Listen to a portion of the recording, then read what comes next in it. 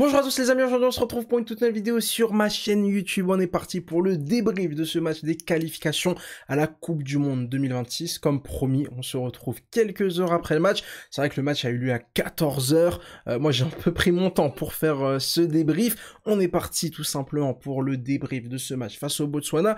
Comment est-ce qu'on va s'organiser aujourd'hui? Bah écoutez, ce que je vous propose, c'est qu'on commence déjà par les flops de cette rencontre et puis on terminera par les points positifs, parce que c'est ce qui a bien fonctionné selon moi et ce qu'on pourra tout simplement retenir pour construire l'avenir. Mais avant tout, on va commencer évidemment par les questions qui fâchent. On va commencer par ce qui m'a personnellement déplu. D'ailleurs, encore une fois, il y a peut-être des choses qui m'ont déplu et qui, vous, de votre côté, pardon, vous ont parfaitement plu. L'idée, évidemment, ici, c'est d'en débattre. Donc, n'hésitez pas à me dire en commentaire si vous êtes d'accord ou pas du tout. On est parti tout simplement par les flops de cette rencontre. Alors avant tout, on va parler un peu du contexte. Je vous rappelle que l'Algérie était obligée de gagner. J'en ai parlé hier soir dans ma vidéo pronostic. C'était un match que tu ne pouvais pas perdre, que tu pouvais pas repartir avec 1 point, tu pouvais pas repartir avec 0 point.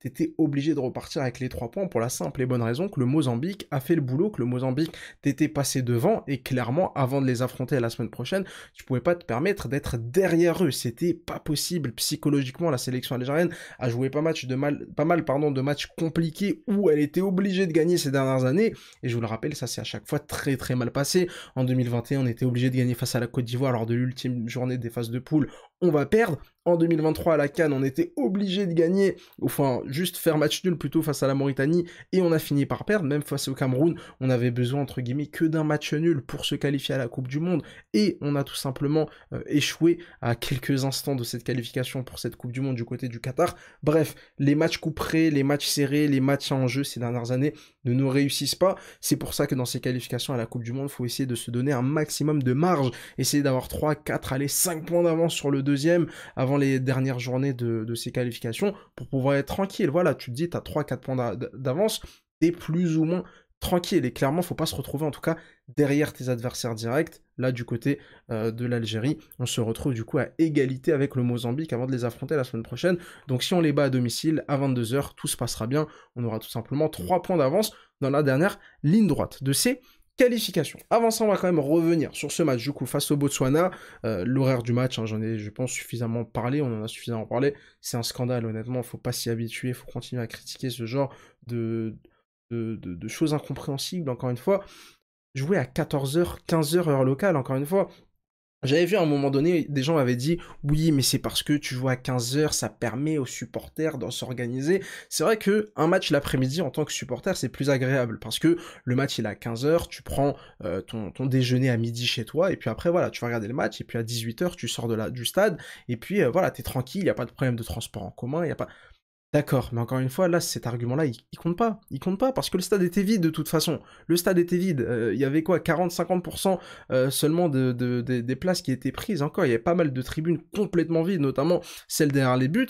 Voilà, donc pour moi, les supporters, c'est un faux argument, et en plus, quand on parle des supporters, on parle pas des supporters qui ne peuvent pas regarder le match. Combien de personnes aujourd'hui n'ont pas pu suivre cette rencontre parce qu'ils étaient au boulot, parce qu'ils étaient à l'école, parce qu'ils étaient occupés en plein après-midi, comme ça, un jour de semaine? Je trouve ça vraiment absolument scandaleux. On respecte pas le supporter, on respecte pas la santé des joueurs, donc vraiment, je comprends pas comment est-ce que la CAF peut encore accepter ce genre d'horaire. Donc c'est normal vraiment de prendre du temps, de continuer à critiquer, parce que dans 5 ans je trouverai ça anormal, dans 10 ans je trouverai ça anormal, et on va continuer de se plaindre sur ce genre de choses, même si heureusement aujourd'hui pour nous, ça ne nous a pas coûté plus cher que cela. On va tout simplement démarrer du coup avec ce qui m'a déplu. Alors évidemment, ce qui m'a plu, c'est la victoire 3-1, mais on en reviendra un peu plus tard. On va commencer par un peu les choses qui fâchent. Moi, la première chose qui m'a vraiment déplu d'abord, c'est la composition d'équipe quand elle est sortie. J'étais quand même assez surpris de voir cette composition d'équipe, assez étonné. Alors évidemment, il n'y avait pas d'énormes surprises. Guendouzi, on savait que ça allait être le gardien. Mandi Ben Sebaini, on savait qu'ils allaient être titulaires.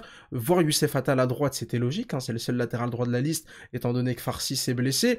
À gauche, Aït Nouri, c'était pas une surprise. Au milieu de terrain, on se doutait bien que Boudaoui allait être titulaire, mais on savait pas qui allait l'accompagner. Et puis en attaque, je vous l'avais dit, que Mahrez allait être titulaire, malheureusement, entre guillemets, après son match. Mais on va y revenir un peu plus tard sur le match du numéro 7. Pour moi, mon premier gros flop de cette rencontre, c'est tout simplement Youssef Attal. C'est Youssef Attal, et j'ai pas envie de lui tirer dessus, Youssef Attal, franchement. C'est un super gars, franchement, ça a l'air d'être un super gars, je le connais pas personnellement. C'est un super joueur de football, mais il y a un moment donné où un joueur de football doit jouer au foot. En fait, c'est aussi simple que ça. Vous allez me dire, oui, mais c'est évident ce que tu dis. Youssef Attal ne peut pas jouer au foot. Il ne peut pas jouer au foot. Youssef Attal, physiquement, ne peut pas jouer au foot. Il ne peut pas encaisser, il ne peut pas s'adapter à l'intensité. En 2025, le Youssef Attal de 2025 ne peut plus jouer au foot. Je suis désolé. Et moi, je ne comprends pas. Déjà, dans ma liste, hein, j'avais fait une liste il y a quelques jours où je n'avais pas mis Youssef Attal. Mon principal argument, c'était de dire que depuis juin 2024, Youssef Attal n'a joué que un seul match dans son intégralité. C'était avec l'Algérie et c'était en juin 2024. Lors de la saison 2024-2025, donc la saison qui nous intéresse cette saison, Youssef Attal n'a jamais joué un match dans son intégralité. Alors évidemment, parfois ça peut être un choix tactique, mais on sait très bien que la principale raison, elle est surtout physique. Si en club, tu ne peux pas jouer 90 minutes dans un championnat de 3e ou 4e zone qu'est le championnat qatari, avec tout le respect que j'ai pour les joueurs qui évoluent là-bas, imaginez jouer un match international dans des conditions difficiles, sur une pelouse compliquée, après un long voyage, en plus sous le ramadan. C'est rédhibitoire. Pour moi, c'était évident que Youssef Attal n'allait pas encaisser une telle intensité. Et les gars, il est resté 40 minutes sur la pelouse. Et en plus, pendant les 40 minutes, il s'est fait manger plus d'une fois par son vis-à-vis. Combien de fois il s'est fait prendre de vitesse? Heureusement que ça n'a pas coûté plus cher que cela à la sélection algérienne. Mais vraiment, je comprends pas. Je comprends pas. Déjà, sportivement, Youssef Attal a été mauvais face au Botswana, et en plus de ça, physiquement, c'est une catastrophe. Physiquement, c'est une catastrophe. Et moi, la personne responsable de cette situation, le fait que Youssef Attal sorte au bout de 40 minutes sur blessure, c'est Petkovic. Déjà, il y a Petkovic, il y a un an, il nous a pris Youssef Attal qui n'avait même pas de club. Tu convoques un joueur qui n'a pas de club, je suis désolé, mais ça, ce genre de choses-là, oui, quand t'es le Botswana, par exemple, que t'as un seul joueur qui évolue dans un grand championnat européen, et que ce gars-là, du jour au lendemain, se retrouve sans club, oui, évidemment, le mec, la sélection lui appartient, mais je pense que le vivier algérien est suffisamment grand, le championnat algérien est quand même d'un bon niveau à l'échelle africaine, pour pouvoir trouver d'autres joueurs que de récupérer des joueurs qui n'ont pas de club. Ok, ça on l'a passé, c'était il y a plusieurs mois, on s'en fiche maintenant. Mais là, les gars, physiquement, le match face au Botswana, imaginez un seul instant si on avait pris un but sur les phases où il s'est fait complètement déborder, s'il avait pris un carton rouge, là c'était le match pour aller à la Coupe du Monde. En tout cas, c'est le match qui pouvait t'empêcher d'aller à la Coupe du Monde. Je pense pas que cette victoire face au Botswana valide ton ticket pour la Coupe du Monde parce qu'il reste encore pas mal de matchs, mais clairement, un mauvais résultat aujourd'hui face au Botswana t'aurait mis en très très grande difficulté pour y aller. Je sais pas si vous comprenez un peu la logique. Quoi qu'il arrive, la présence de Youssef Attal dans la liste était illogique, sur le terrain aussi. Alors évidemment, je pense que Farsi aurait été titulaire aujourd'hui, mais voilà, il y a un moment donné, tu payes tout simplement tes mauvais choix avec la présence de Youssef Attal dans cette liste. Et voilà, Petkovic est pour moi évidemment le grand responsable de prendre un joueur qui est fragile et qui en plus de ça a fait un mauvais match. On va enchaîner avec un autre flop, et c'est un choix que j'ai pas vraiment compris. Alors évidemment, là aussi, hein, mais il y a un moment donné, c'est lui, il a construit la liste. Il se retrouve avec un seul latéral droit, il se retrouve avec pratiquement aucun milieu de terrain, et du coup, tu fais du bricolage. Tu mets Youssef Attal qui se pète au bout de 40 minutes, et tu fais jouer Yacine Benzia milieu de terrain. Les gars, Yacine Benzia, aujourd'hui, c'était Sergio Busquets. Hein. C'était Sergio Busquets, sans le niveau de Sergio Busquets, évidemment. Le mec, il est venu, il a essayé d'organiser le jeu, c'était lui qui était là pour la première relance, il redescendait super bas sur le terrain, il y a quand même plein de phases de jeu où Yacine Benzia était derrière Boudaoui, derrière Adam Zorgan au milieu de terrain. Enfin, faut m'expliquer le niveau de bricolage. Comment est-ce qu'un joueur, avec tout le respect que j'ai pour Benzia, mais comment est-ce qu'un joueur qui joue en Azerbaïdjan peut se retrouver avec de telles responsabilités dans la construction, dans l'élaboration du jeu de Petkovic et de la sélection algérienne de football en 2025. Là, Yacine Benzia, les gars, on n'est pas en 2015, on est en 2025. J'arrive vraiment pas à comprendre toute cette responsabilité qui lui a été donnée. Alors évidemment, Petkovic, malheureusement, voilà, la dernière trêve internationale date d'il y a super longtemps. Il a voulu s'appuyer sur des joueurs tout simplement qui ont été performants avec lui lors des premiers matchs. Donc encore une fois, il y a une logique. Voilà, il y a une logique. La présence de Benzia, voilà, Benzia il l'a gagné il y a un an lors des matchs FIFA Series contre l'Afrique du Sud, contre la Bolivie de mémoire où il marque son super but, voilà, c'est là où il a gagné sa place, mais maintenant, sur le long terme, je comprends vraiment pas la présence de Yacine Benzia au milieu de terrain, encore plus dans ce rôle, même si encore une fois, son match n'a pas été dégueulasse, mais je comprends vraiment pas la présence du coup de Yacine Benzia dans ce rôle. On va enchaîner tout simplement avec un autre flop, c'est le capitaine. Voilà, je suis désolé, je suis obligé de lui tomber dessus. Hein. Je suis obligé de lui tomber dessus parce que moi, Riyad Mahrez, voilà, chaque match, j'attends de lui à ce qu'il soit décisif. Voilà, décisif, mais quand je dis décisif, c'est on veut un grand Riyad Mahrez sur chaque rencontre, on veut un grand Riyad Mahrez énormissime sur chaque rencontre. Et honnêtement, bah, Riyad Mahrez, alors oui, il y a le décalage, hein, sur le premier but, où il va lancer de mémoire Boudaoui, heu, il y a rien en fait, il y a rien, même, sur les phases arrêtées, même sur les centres, même sur des phases où normalement techniquement sa précision, sa qualité de passe doit faire la différence. Il la fait pas, je sais même pas s'il a réussi à dribbler un joueur du Botswana aujourd'hui. Vraiment un match compliqué, compliqué pour Riyad Mahrez.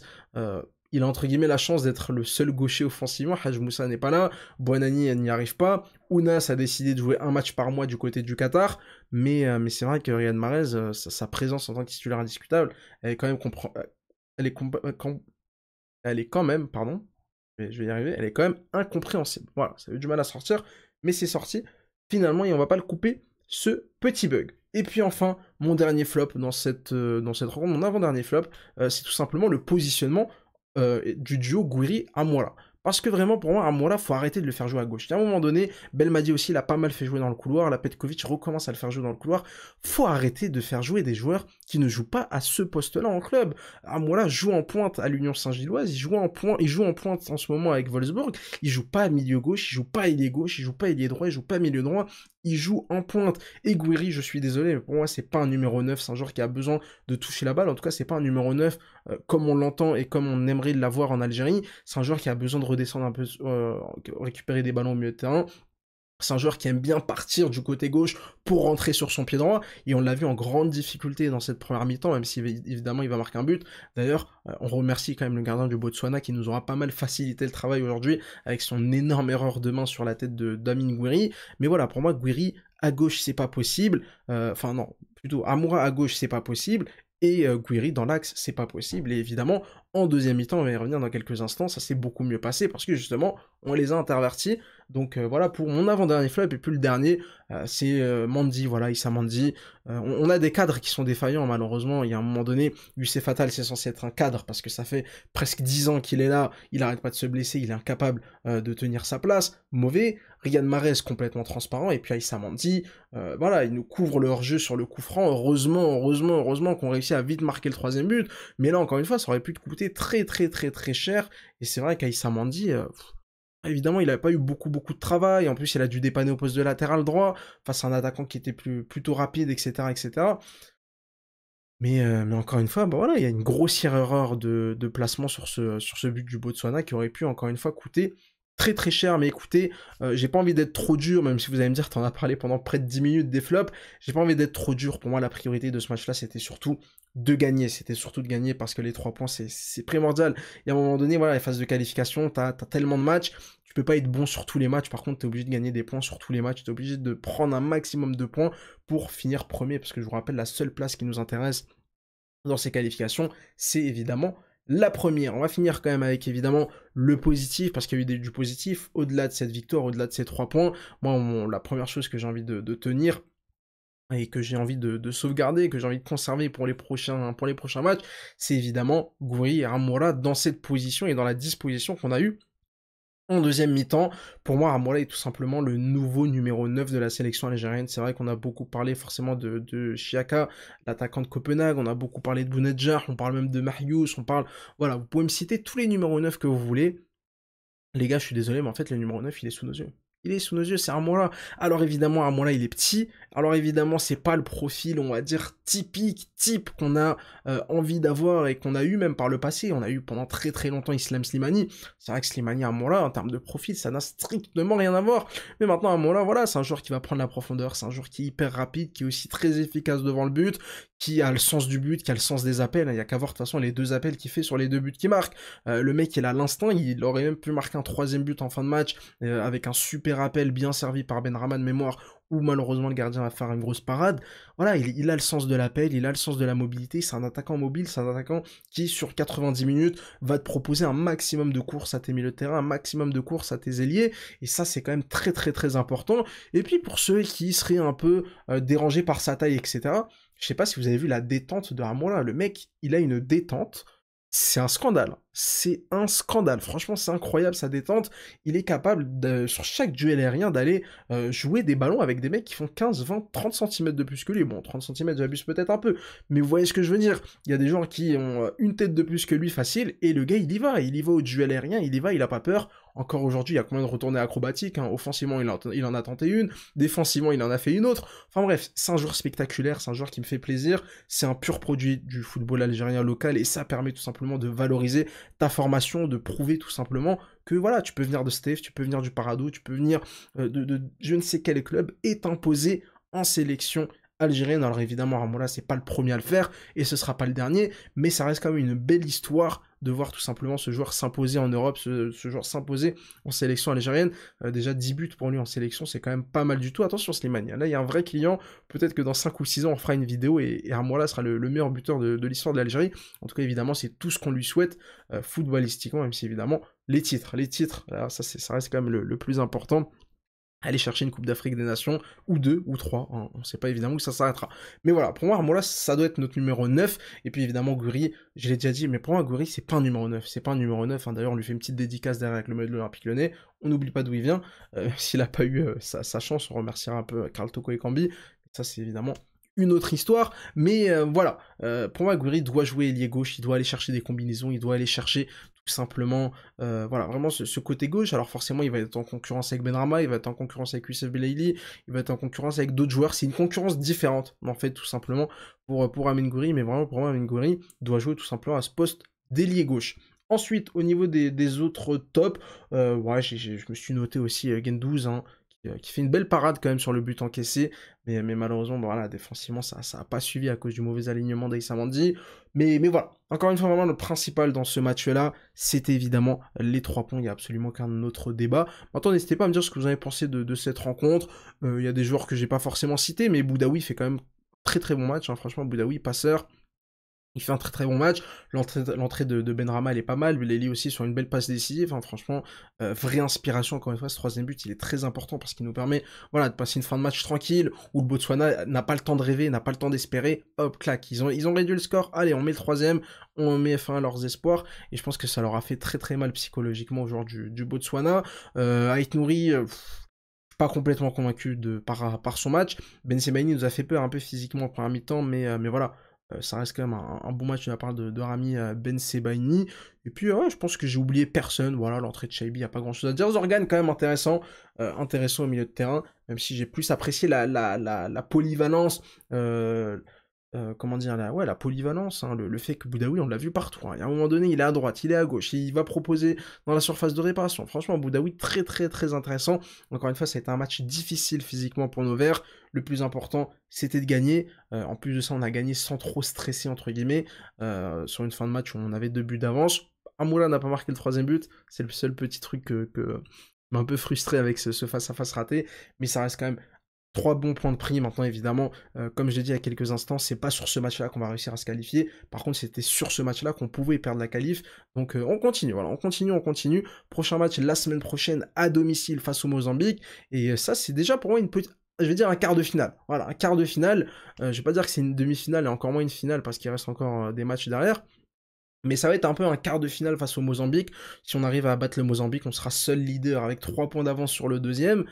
Donc forcément, ça nous permettra de se mettre en très très bonne position pour se qualifier à cette Coupe du Monde 2026. N'hésitez pas à me dire ce que vous en avez pensé de ce match-là. Moi, voilà, franchement, la première mi-temps, elle a été super compliquée, honnêtement, à suivre. Heureusement, vraiment, qu'il y a eu ce petit changement tactique et le fait que Gouiri soit passé à gauche, Armola dans l'axe, ça nous a permis de nous libérer. Mais voilà. Un match compliqué. Il va falloir montrer quand même un autre visage à domicile, où là on sera encore plus critique. Vous imaginez, je peux être encore plus critique que ça, les gars.